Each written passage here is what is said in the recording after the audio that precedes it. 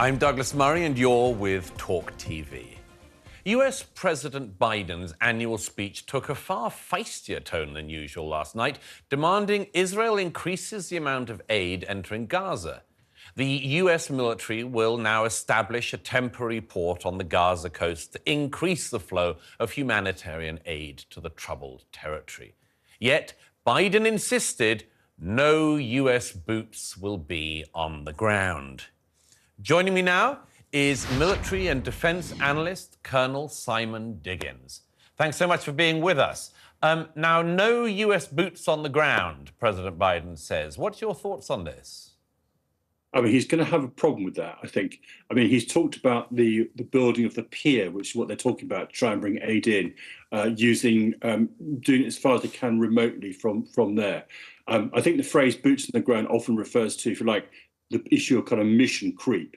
And the idea then perhaps of the US providing some kind of protective security around that.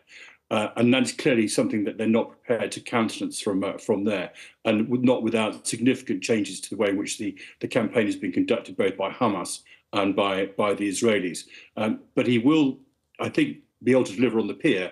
But actually what happens beyond that, I think, is really quite problematic. Walk me through the logistics of this, because, yes, if you create a new pier and you start to deliver humanitarian aid that way, presumably, whether they're Palestinian civilians who have nothing to do with Hamas or Hamas supporters, there'll be a rush for the aid that's coming in. And then surely whoever's delivering the aid needs to be protected.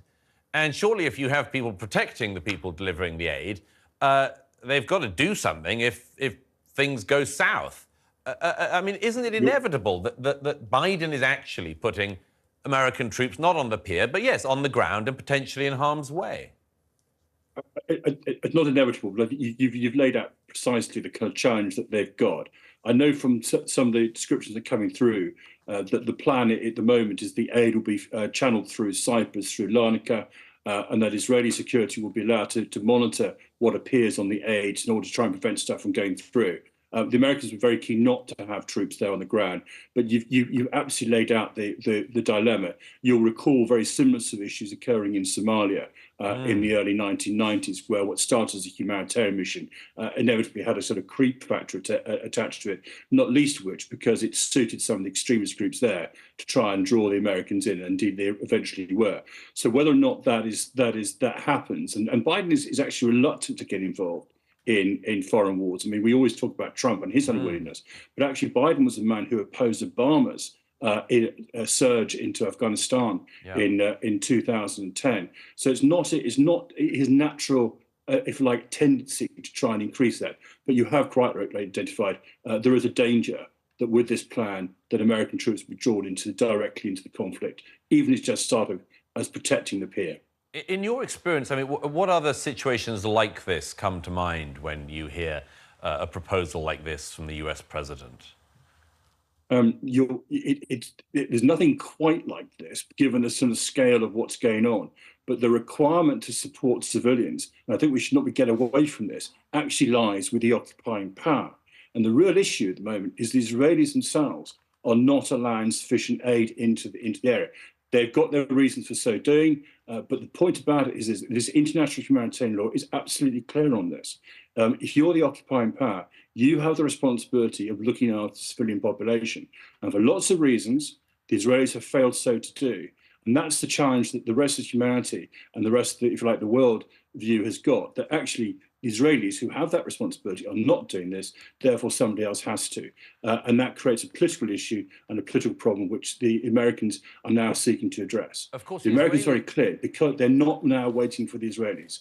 We saw that with the airlift of an airdropping of aid recently, and there's another airdrop I think has taken place since then, and they're doing this now with the pier, that they can't do it through air, they're therefore going to try and go for a sea delivery. But the actual onus, the responsibility, international law, lies with Israelis, and they have failed so to do.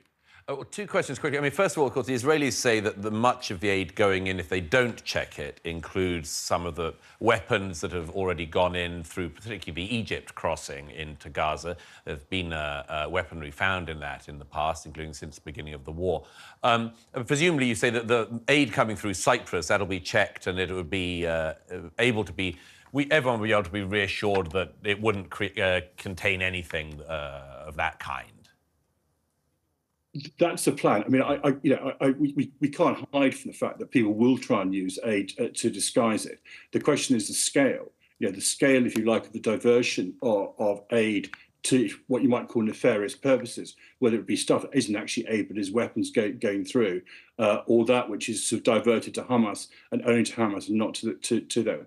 I think all these things are a compromise. And I think there's always a kind of recognition, in the same way that shops recognise an element of kind of not only shoplifting, but also, sadly, stuff stolen from by their own staff occurs, but doesn't stop them from having to shop.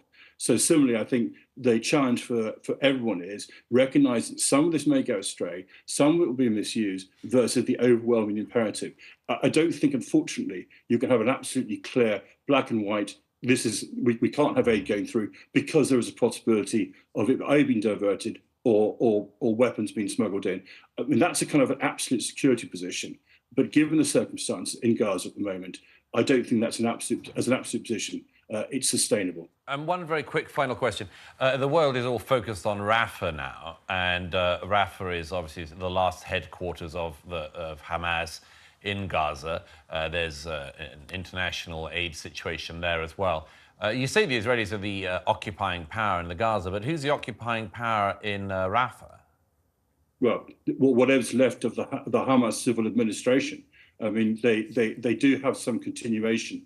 I think one of the challenges that's occurred is that there's been kind of that Hamas, because they've controlled that, and we've had the issue over what are the numbers of casualties that have taken place throughout this particular conflict.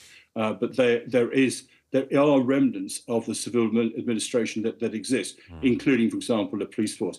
Elements of them, of course, are compromised. But again, I get to the point now where I don't think we're in a world where we can be absolutist about this.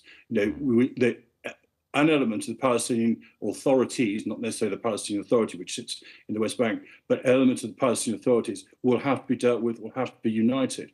Not least of which, because the alternative, which was the United Nations organization, has been seen, has been accused of being compromised, and money is not going through there as well. So we are in a dilemma of what do we do? I mean, there are examples. You asked the question what happens in the past. There are examples, and I'll give you an example from the Second World War, where in the winter of 44-45, there was, through the Red Cross, a negotiation with the German authorities to continue to occupy most of the Netherlands, to allow food aid into the Netherlands, and airdrops took place into that area. So even in the middle of the most awful wars, humanitarian considerations, recognising it's a compromise, recognising it's not perfect, will take place in order to achieve a better humanitarian end. And I think that's where we are now. With this, it's not perfect, Douglas. It's not clear cut. I absolutely accept all of those points, but I think that's where we've got to with the situation at the moment in Gaza.